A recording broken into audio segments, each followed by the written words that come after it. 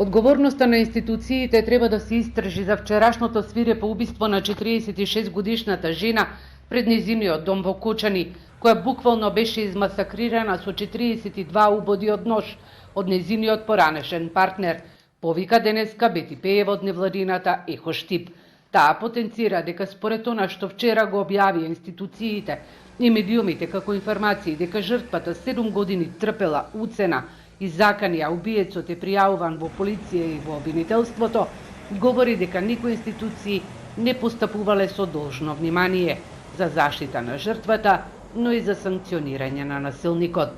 Така да членовите на семејството на женава, знам дека ова навистина трагичен настан и не знам колку ќе бидат спремни за ова, слободно може да ги служат институциите за непостапување со должно внимание, за кои што еве и законски имаме санкции за самите институции.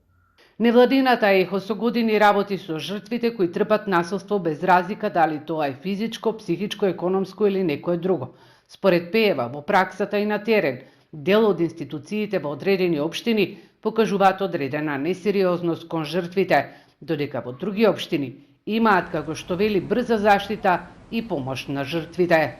Нема да генерализирам и не станува збор за сите институции во сите општини. Меѓутоа, ние можеме да детектираме општини каде што навистина ова е огромен проблем и каде што институциите кои што треба всушност да штитат жртвата не го прават тоа, не се однесуваат професионално и не се однесуваат со должно внимание.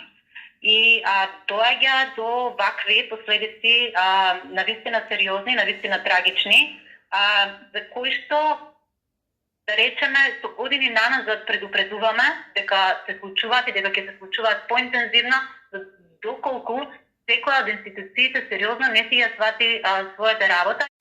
Вчерашното убиство на жената пред прагот на нејзиниот дом во раните утрински часови е фемицид. Според анализите на Ехо од 2018 до 2022 година имаат регистрирано и докажано вкупно 17 фемициди, убиства на жени заради тоа што се жени. Нашата земја нема ваков регистер, но според Пеева позитивно е тоа што од март годинава фемицидот е инкриминиран.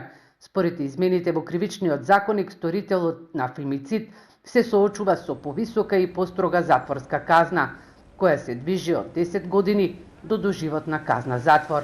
Кочанското јавно обвинителство објави дека 59 годишниот убиец ќе се терети за сторено кривично дело убиство на свиреп начин. Од обвинителството потврдуваат и дека сторителот е во 30-дневен притвор.